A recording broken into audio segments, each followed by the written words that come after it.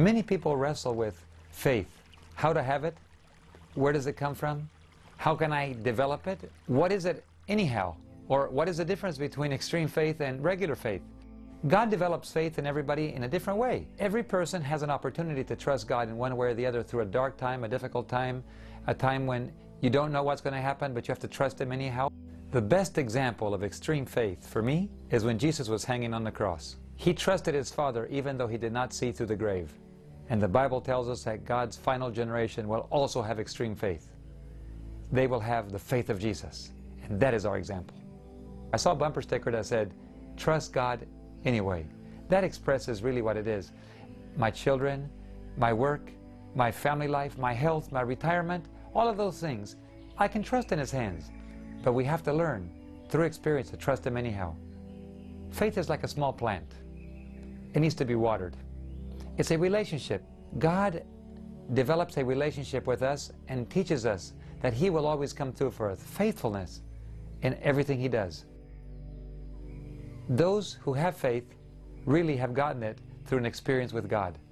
God doesn't expect us to have blind faith. He expects us to have faith based on an experience, based on solid evidence of what He has done in the past.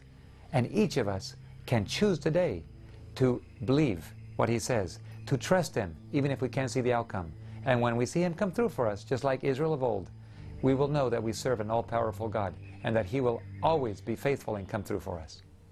I've been asked by many people, what is the difference between presumption and faith? A lot of people wonder and ask themselves, what is the difference? What if I step too far? Am I going too far? Am I being presumptuous? Presumption is always tied to sin.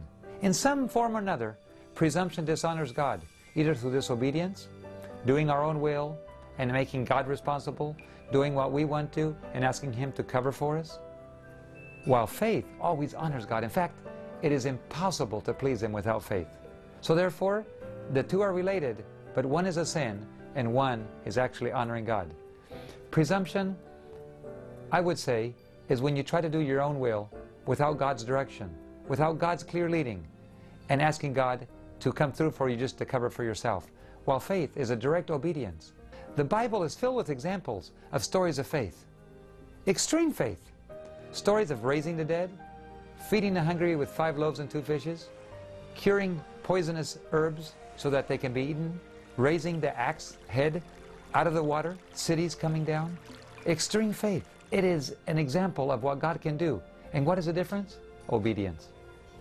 For example, when God asks you to do something to take care of the widows, the poor, and the orphans, and you follow through, and you place yourself at risk in order to carry that out, going to visit the sick, going to visit those in prison, bring certain risks. We have to give more than we're capable, sometimes more than we're comfortable giving. And yet, that kind of risk is faith. Anytime one acts in faith, it is accompanied by God's peace and joy. Faith always brings a closeness to Christ. It brings a knowledge that God is living in us and using us to be a blessing to others. Presumption can never give you that. And that comes through obedience. It doesn't come through risking just for the risk's sake. It comes through obeying what God says, God's clear directions in His Word.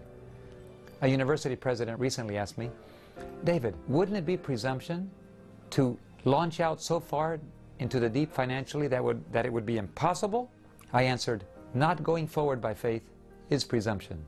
Expecting God to bless us when we are being disobedient." Jesus said, "Go into all the world and preach the gospel," and He meant exactly that.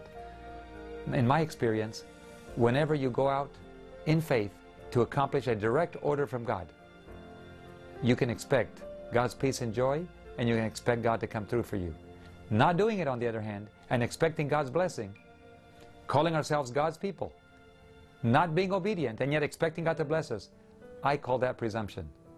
I think that when God's people fail to act by faith, they dishonor Him.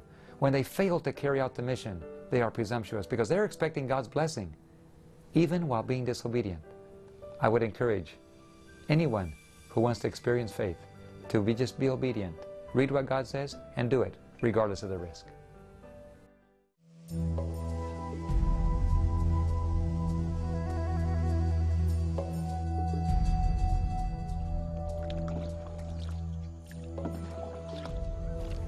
After 15 years of denominational service, we decided to do an experiment with God.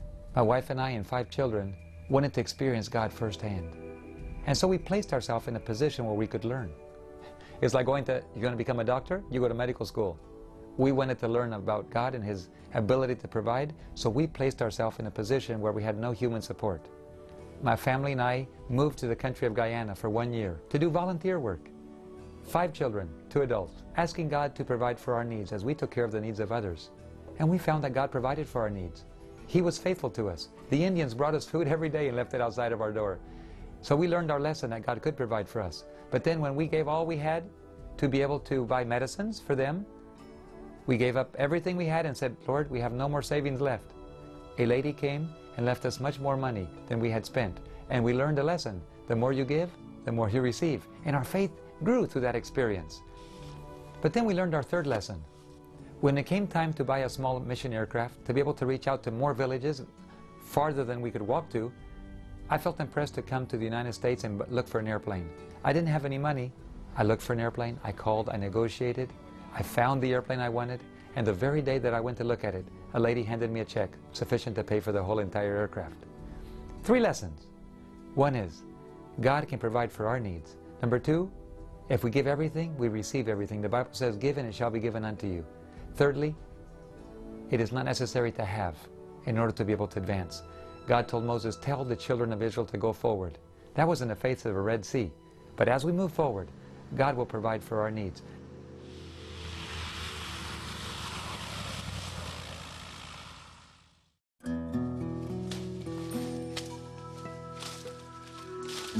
After years of serving in the jungles, providing the care for people, Indians, taking care of their medical needs, transporting them, schools in indigenous areas that they had no school there, evangelism, medical care, pastoral work, we decided that God could be trusted. We learned that He could be trusted. He's always been trustworthy, but we had to learn that. One day somebody came and asked us, David, why are you working only with the Indians? Why aren't you working for the people in the cities? Well, I said, I live among the Indians. I don't live in the cities. But they have to be reached too. How do you reach the people in the cities? Well, one day I made a trip to a very large city and I looked up at those skyscrapers and I realized you can't even get into those buildings. You have to have a key to get in to the elevator, a key to get off the elevator in some places, a key to get into the apartment. In some places you can't even get into the compound. How do you reach the people in the massive cities of the world?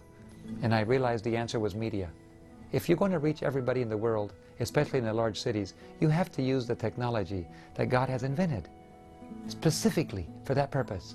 It is my conviction that technology such as radio and television belong to God and were invented specifically for the purpose so God's people could finish the work. With that conviction in my heart, I went to visit the cities and I found a television network and I negotiated and I signed a contract. I was scared to death. Lord, you're asking me to do something 10 times bigger than I have ever done before. Buying an airplane was scary enough, but buying a television network? But God brought success to that, and the first television network was the Advenir Spanish television network in Bolivia, a national television network that went on satellite soon after, and then into all the world, all the Hispanic world. It is currently in the homes of more than 100 million people and making a tremendous impact in a way that entire nations think and act. Many people have heard about the television network in Bolivia. $1.5 million. What a risk. Many of my friends stood quite a distance from me when they realized that I was such a risk taker. Many of my friends refused to be part of it. I received much criticism, but I understand. That's hard to accept. $1.5 million. But every time we look back, we could see God's fingerprint on it. And therefore, we had to believe. We insisted on believing that God was able to do that. And 24 hours before the final payment came due, one phone call, $1.5 million. God performed the biggest miracle I believe the Seventh-day Adventist Church has seen in modern history. He saved and paid for an entire television network with one phone call. So what do we do from there? Is that what God can do? That's it? $1.5 million? I refuse to believe that our God can be limited by that. In fact, there are too many promises. Say, ask and it shall be given unto you. Or, if you live in me and my words live in you, says John 15, you can ask anything in my name and it will be given to you, that my Father may be honored. How much is that anything? How far can I go? How far can a Christian depend on God or go out into all the world? How big a risk can you take? Well, after learning what God could do with 1.5 million, I realized there is no limit.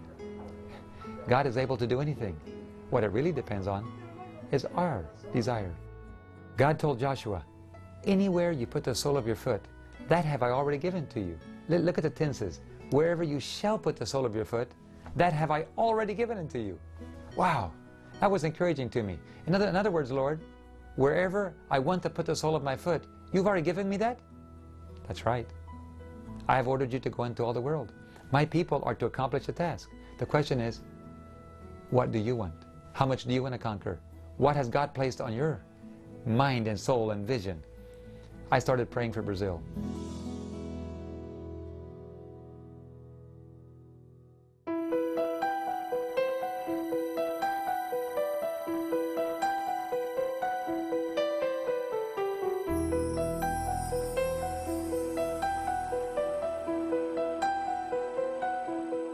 When one thinks of North America, you think of the United States.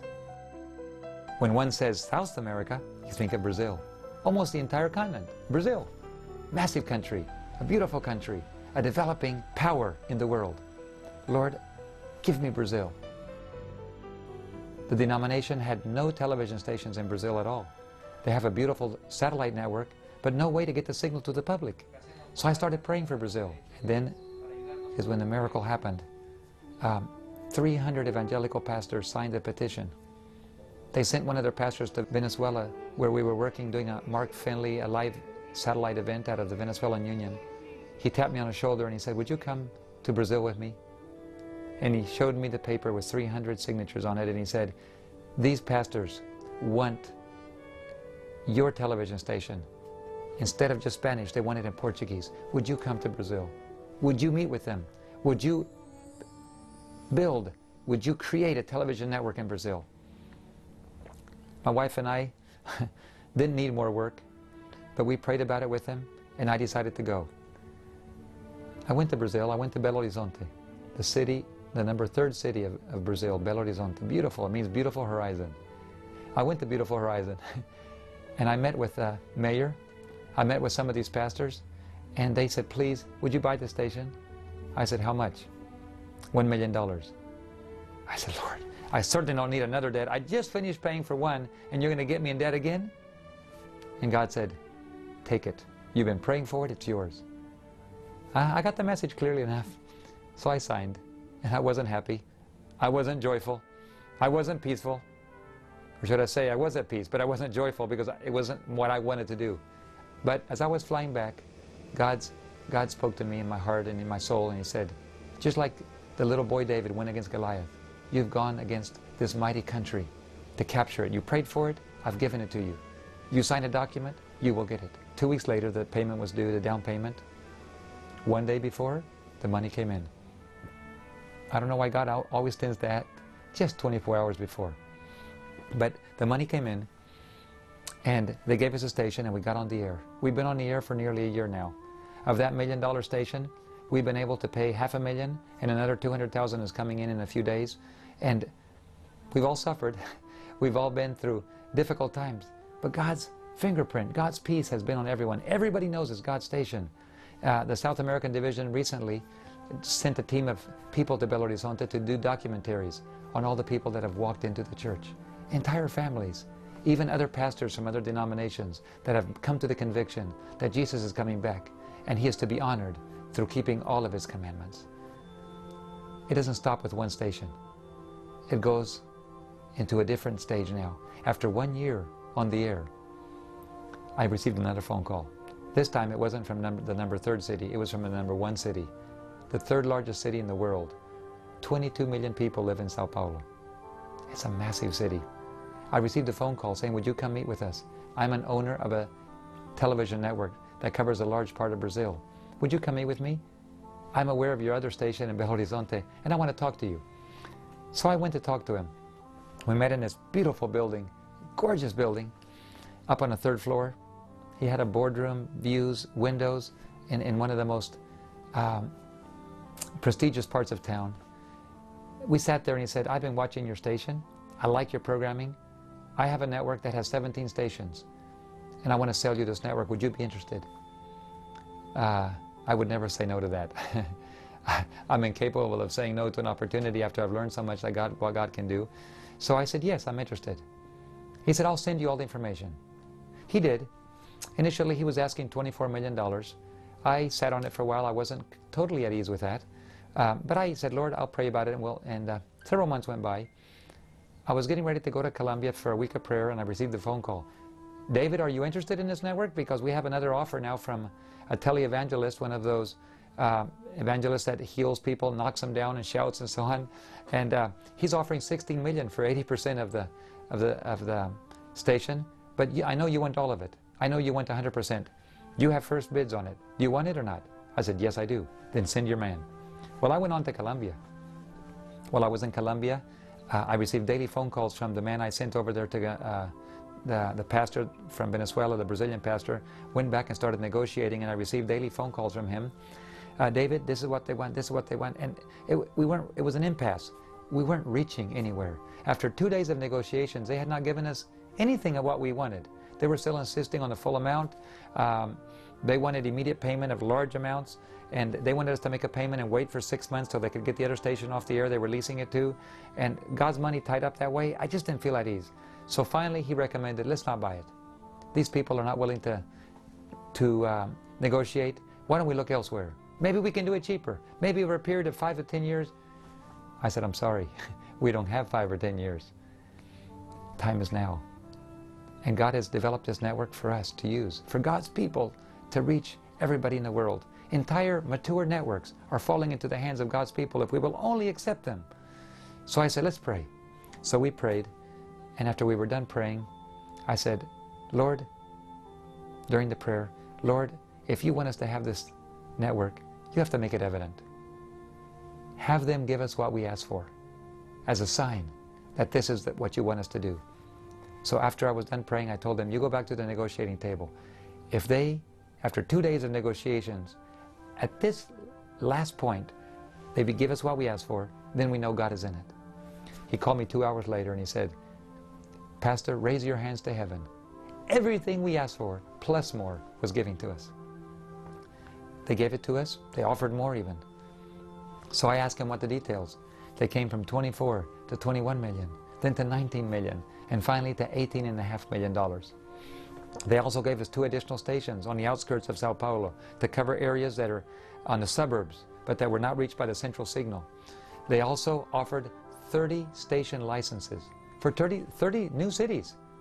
So that would mean there would be 17 stations on the air, a satellite uplink, a full studio with trucks and everything, plus 2 new stations, plus 30 station licenses, over 45 cities to reach with God's special message of His soon coming. Currently, the network is airing and in the homes of nearly 30 million people. 30 million. How much is heaven willing to pay for that? How much would heaven be willing to risk to reach 30 million people? Well, we know that Jesus would have given His life for even one soul. For 30 million, you can bet your bottom dollar, like we would say in English, that God will come through. We signed the documents. I flew to Sao Paulo. I met with the man. We've arranged a payment schedule. He's agreed to let us pay a $1 million down payment, and after just a couple of months of doing the legal paperwork with the government, they will turn over the signal to us.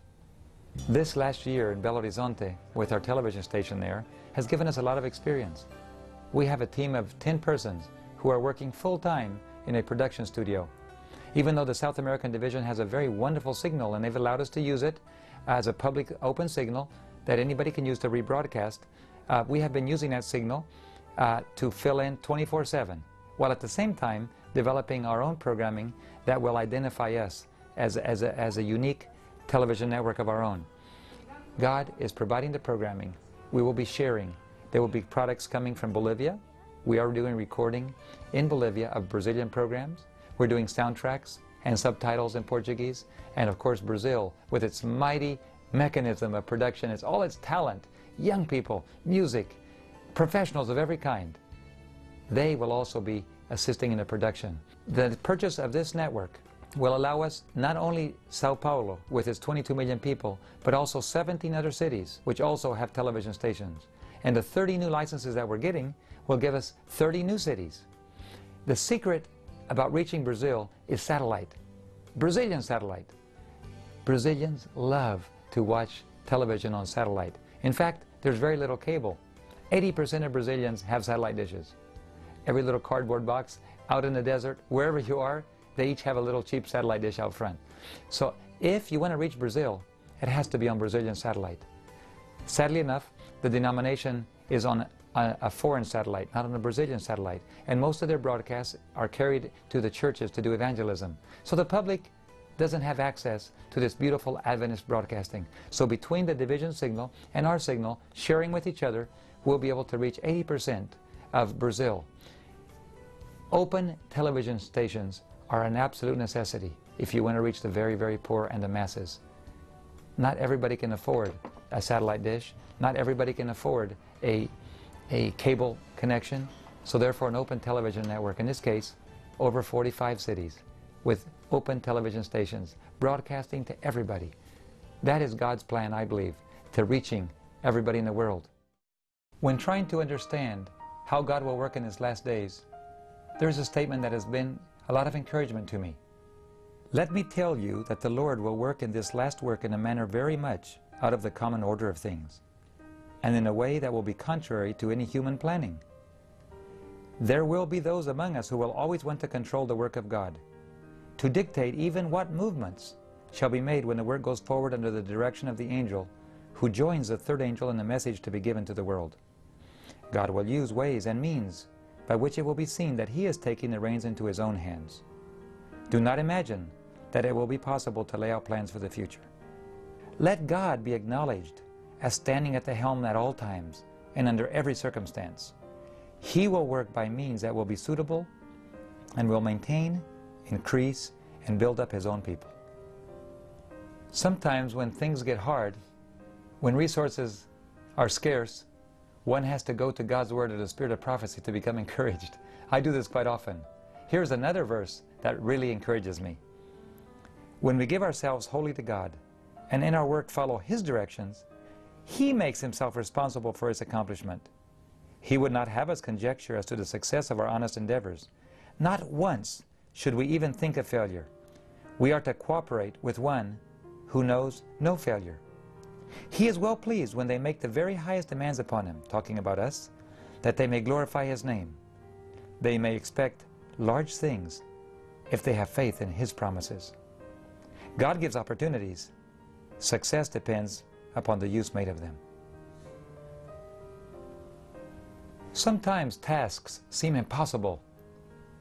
The challenge is far too big to be accomplished. But in those moments, I go back to the written word. Isaiah 55 says, "So shall my word be that goeth forth out of my mouth. It shall not return unto me void, but it shall accomplish that which I please, and it shall prosper in the thing whereto I sent it." Though apparent impossibilities obstruct their way, by His grace they are to go forward. Instead of deploring difficulties, they are called upon to surmount them. They are to despair nothing and to hope for everything. Being a worker for God can sometimes be very lonely. Sometimes your friends and family don't even understand. But God does, and He encourages. Listen to this. The servants of the Lord must expect every kind of discouragement. They will be tried, not only by the anger, contempt, and cruelty of enemies, but by the indolence, inconsistency, lukewarmness, and treachery of friends and helpers. Even some who seem to desire the work of God to prosper will yet weaken the hands of His servants by hearing, reporting, and half believing the slanders, boasts, and menaces of their adversaries. God appreciates the labors of His children, men and women, who are dedicated solely to working for Him. In fact, He says the following: His special blessing accompanies the labors of men of action, men who will not be swerved from the straight line of duty, but who with divine energy will inquire, who is on the Lord's side? Men who will not stop merely with inquiry, but who will demand that those who choose to identify themselves with the people of God shall step forward and reveal unmistakably their allegiance to the King of Kings and the Lord of Lords. I am so grateful that God is using the Advenir Spanish television network to reach so many peoples in such a wide variety of belief systems and cultures. One thing that has surprised me is the response of many evangelical pastors. Entire congregations in Venezuela, Bolivia, and Colombia. Pastors have come in with their members into the church. They have accepted the Sabbath. They have become members of the church. And in some cases, the entire building has been placed in the hands of the church as a new church building that they can worship in. We are one of the favorite stations of the Catholic nuns in the city of Santa Cruz, Bolivia. They have invited our director of programming to go eat at their house just to say thank you. Beautiful programming. In one city in Colombia, the Catholic priest only allows one Protestant network to come into that city on cable, and that is our Spanish television network. Truly, we feel grateful that God has allowed such a wide loyalty, such a wide reach. It is a variety of programming that appeals to their hearts. My heart is thrilled when I hear stories of what God is doing through our Advenir Spanish television network in different parts of the world. In Colombia alone, there are some beautiful stories that have come out. The union president has recently told me of several of them. One of them was a man who was going to commit suicide, and he'd already put the bullets in his gun, and he was going to go kill all of his family members first. But something told him the neighbors might hear the shots, so he decided to turn the TV to full blast so that the neighbors could not hear the shots. And when he did, God turned it on to our television network. And what came on was some beautiful music videos, nature videos with God's sacred music. He sat there just enjoying it for a few minutes, and then a message came on, then a choir came on, then a young people's program. He sat there for several hours, and during that time the Holy Spirit took possession of his mind. He reconsidered. He pulled the bullets out of his gun, and he went and told his family what he was about to do. They then went to a pastor, got Bible studies, and all of them currently belong to the church. What a beautiful story of lives saved from a tragedy that would have made the front lines of the newspaper, the front page, to the beautiful lines for eternity. Another story is about a parrot. I love this. A parrot loved our music, and every time they would change the channel, the family members, the children, the fathers, the parrot would put up such a fuss. You can imagine how much noise a parrot can make. And every time they changed to a different channel, the parrot would just deliver such a loud noise that they had to put it back again just to have peace in the home. Finally, after 2 weeks of just watching one television channel, the entire family today is also in the church. They went to see a pastor, they took Bible studies, and they were baptized. But it's not just affecting single individuals, it is affecting cities as well. Just a few weeks ago, I was told by one of the church administrators that there's a city in Colombia, 60% of all the businesses in the city close their doors on Sabbath. Why? There's only one television network, one television station in town. And they learned that Sabbath, the seventh day, is holy. They don't need to work. So they all got together and said, let's just close that day, all our stores. Let's close them all, and then we can all rest together. Amazing. Entire cities, majorities are coming across. In Peru, we have a station in Cusco, which is the entrance to the Inca ruins of Machu Picchu. We have a very powerful station there that reaches the city, and I have heard there's 56 churches, local, national churches in that city. And yet it is changing the way that people think. People stop the director on the street and say, thank you. After all these hundreds of years, the whole entire city is changing the way it views God, the way it views what God is doing and who He is and how we're to be saved. Beautiful stories like these convince me that God is doing something beautiful. It is all about God. It's not about us. But God invites us to be partners with Him. He invites us to have a big vision of knowing what He's doing. What concerns me is that God's chosen people may be missing out. Many of them will lose their crown because they are not doing what God wants them to do. God invites us today to be part of this beautiful work. And if we don't do it as a people, He will take somebody else to do it. God has children. He has sheep that are not of this fold. And they're also working. And He's teaching them. And they are preaching the truth in many areas. I hope that we don't fall into the trap of leaning on others or the fact that we belong to this wonderful Adventist movement just for our salvation. We have a job to do. And I'm glad that the Spanish and now the Portuguese television network, the Advenir Portuguese television network, will be preaching into all the Portuguese-speaking world. Like never before, God is placing opportunities to reach the world before His people. In fact, He has placed an open door before His people, and all those that want to move can move now. Revelation 3 clearly reveals some of the thoughts that God has regarding this. I know what you're trying to do for me. I have opened a door of opportunity for you which no man can shut. I know that you have little strength, yet you have held to the teachings of the Scripture and have not denied my name. I want to say to those of you that are living at this time, do not become discouraged, because I will come quickly to save you. Hold on to what you have and don't let anyone rob you of your faith and cause you to lose your crown of life. Now is the time. At this moment, God's people must go into all the world. This is the moment in history when God's people, His true children, will act by faith. They will lay hands on the Omnipotent. They will depend on His infinite resources, and they will go into all the world and preach the gospel to every nation, kindred, tongue, and people. Those who refuse to do that, those who will not risk their own self, their time, their resources to carry out the mission, are being presumptuous, and therefore will not hear the words, well done, thou good and faithful servant. I do not want to lose my crown, and therefore I encourage everyone I talk to develop that relationship of dependence. Launch out, trust God, have His joy and peace, risk everything, life itself, and you will find that you will hear those words, well done, thou good and faithful servant. Many of you have kept up with the developments in this ministry over the years. You have seen how God has provided schools, properties, airplanes, and finally, a television network in Bolivia. You held your breath as the date came up to the final payment, $1.5 million, and 24 hours before, God paid that debt. That's incredible. And it has implications to your life. There are three ways you can react. You can stand by and say, that's interesting.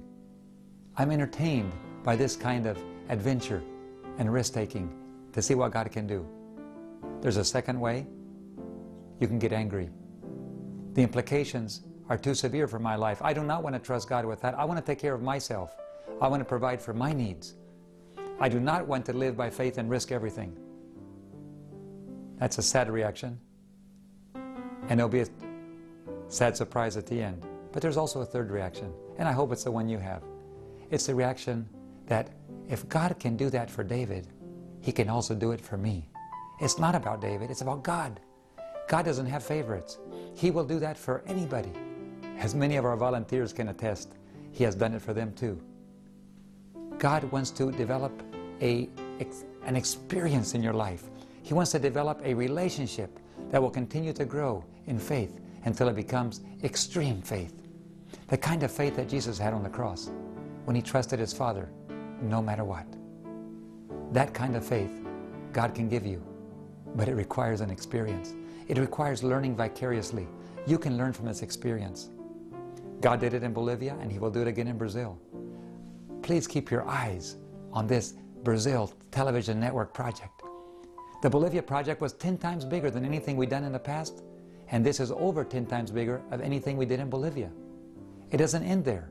It's only the beginning. God is opening networks through this ministry in China, for the Arabic-speaking people, in French, English, German, and Romanian. 3 of them will be on the air this year, and the others soon after. It is a global movement to finish the work. God is doing something immense, and He'll work through anybody. He'll work through you. He'll work through church members, and even those not of this fold. Anybody who's willing to place everything on the altar and move forward trusting Him, because very soon all human support will be cut off, and I mean very soon. And when that happens, only those that have developed that very intimate, trusting relationship will survive it. Will you? Are you learning today? I want to invite you to get on your knees and say, Lord, take me. Take everything I have and everything I am. I belong to You, but I have to learn. There are many lessons I have not learned yet. I've depended too long on myself, and I want to learn to depend on You. I hope this video today has impressed you with God's desire and longing to teach you, to take you, to train you, and very soon to take you home, to your home that He has reserved for you in glory. I want to be your neighbor, and I want to be there too. May God bless you. May we be there together for eternity. Bye-bye.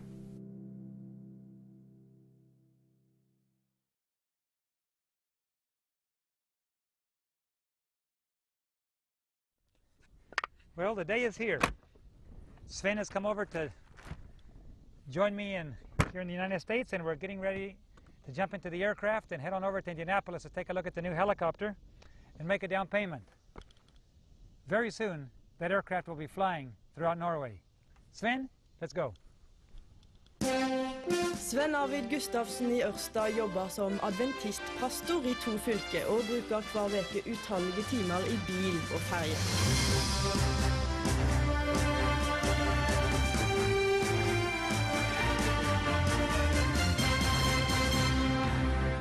I really had no intention of becoming a pastor or minister in the church. I was sitting alone in a room in my apartment, and I was looking at a news magazine of some kind. I don't remember which, but as I opened it to a full-page ad for a helicopter. As I looked at this ad of a Hughes 500D, all of a sudden I get this very, very strong impression that I only know didn't come from my own head. And it was this impression that one day, Sven, you're going to fly one of these machines in my service in Norway.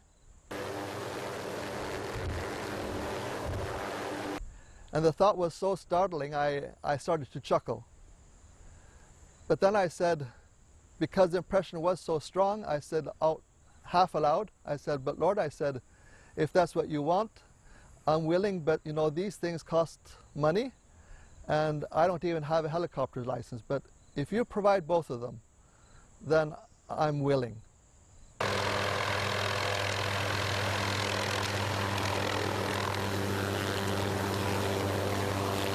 I built a little helicopter myself.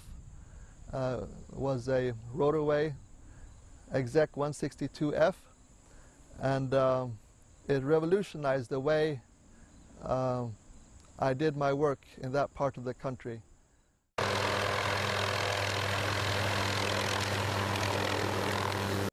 I lost it, unfortunately. I was going on a mission trip south of where we live, and I had just crossed the fjord and on my way into a wooded region in a valley, and then I suddenly smelled the smell of a cooling fluid, engine fluid, and I immediately turned to a place I'd seen and decided I better land and find out where that leak was coming from. And as I was turning the machine around to go land, it started to act very strange. It started to wag with its tail, and I understood that I was losing the effect on my tail rotor. And I asked God for His protection, to say the least, and miraculously I was able to bring that thing down on a little spot, and I came from the whole thing with just a tiny little scratch in my head. And I was 3,000 feet up in the air when this thing happened. And the Lord gave me a peace of mind that was astonishing, where I was able to concentrate and bring the thing down in as safe a manner as was possible under the circumstances. And this created a wonderful opportunity to tell the mass media and the rest who gathered and heard about it that it was God who had spared my life. Ja, like etter avgang fikk han problem med helikopteret sitt og styrta i Volda på Sunnmøre, og nå takker han høyere makter for at han kom uskadd fra havariet. It has made Adventists known, the Adventist Church known in broad circles in Norway, and still the media is very, very interested in the continuation of this. They were very interested when I started using the helicopter, and they're much more interested now. My district starts down here, Okay. and goes all the way up here. It's about 33,700 square kilometers. Yeah, Most of it is water and most of with it is- land. Yeah, there's Islands. fjords. There's fjords going all over the place. See this road here? It's all crooked, and it's narrow. I had a man I was going to visit up here, and I had procrastinated the trip because, you know, it takes a lot of time. I used 13 13 and a half hours back and forth. And that's the only person I was able to visit that whole day. There was 4 ferries each way, and like I said, I visited for 1 hour, and the rest was driving, 12 hours driving. Well, I can see how a helicopter would be handy for you here, especially to multiply the impact of your ministry. Right.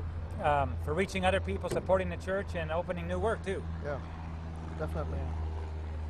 A little over a year ago, when we first started this helicopter project, we came to visit Arvin here, the owner of the helicopter, and within a few days after us expressing our interest that we would intend to buy, the Lord provided nearly $90,000 for that project. We offered to pay a down payment. He said, no, when you have the whole thing, you can pay me, but I won't take a down payment. And he just advised us that we have 30 days to buy it, or else he's going to modify it, put an air conditioner in, and he's going to keep it. It's not for sale anymore. When I hear that kind of deadline, I get encouraged, because I've seen God take us all the way to the end, and he seems to do that every time. God takes us to the very end until there's no way out, and then he comes through. He's done that for us time and time again, and the only reason I think he does that is he's trying to teach us as a people to learn to be patient, to trust in him, and to trust him all the way to the end.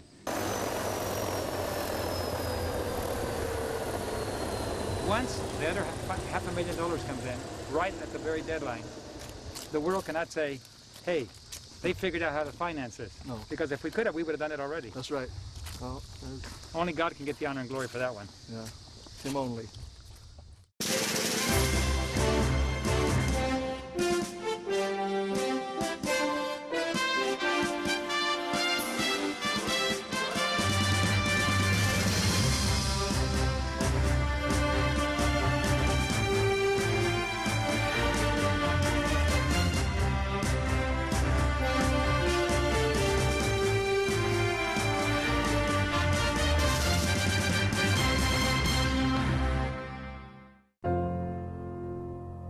You have heard Pastor Sven's story of how God led him into helicopter ministry, into isolated areas of Norway. You have heard how God provided his first small 2-seater helicopter, and now, 20 years ago, a vision and direction God gave him is coming to fruition. This helicopter project is not just any project. It was directed and ordained by God from the very beginning. The funding for the down payment came through miraculously when a physician called and offered to pay for the down payment. How he found out, we don't know. But we saw God opening the Red Sea. And anytime God opens the Red Sea, you can be sure he will open it all the way. Not halfway, the entire way. How will God pay for it in the next few weeks? That's all we have. Because the owner is reticent of selling. He would rather keep it. But he's giving us just a few short days to finish paying for it. Keep watching. Keep praying. If you want to be a partner in some way, I invite you to take that chance, to take this opportunity to trust God. Get on your knees and say, Lord, I hold up this project. I want to see God at work. You know, when God does something and everybody sees his hand, everybody wants to be part of it. I believe God is using this helicopter project to be an example to you. He wants you to learn to trust him, no matter where you are, where you see this, in what circumstances. But he wants to reach into your life. In a few days, that helicopter will be paid for. We don't know how, we don't know through whom, but we do know that God will open the waters all the way. And I invite you, as you watch, as you observe, as you see God act, that you will in your own life make a decision to love and trust him, to take a risk. Place yourself in a position where only God can pull you through. Allow God to lead you into areas that are not part of your comfort zone. He will do that for you too, because God has no favorites. As you watch this helicopter project in Norway, as you see what God is doing, what he will do, may the conviction grow in your heart that you too must launch out by faith. God needs you. He wants you to be part of a great global mission to finish the whole work, to reach the whole world, to reach every single person in your sphere of influence. May you be encouraged, may your faith grow, and may you place yourselves totally in God's hands, knowing that God always keeps his promises. I want to be your neighbor in heaven. Don't miss it. May God bless you.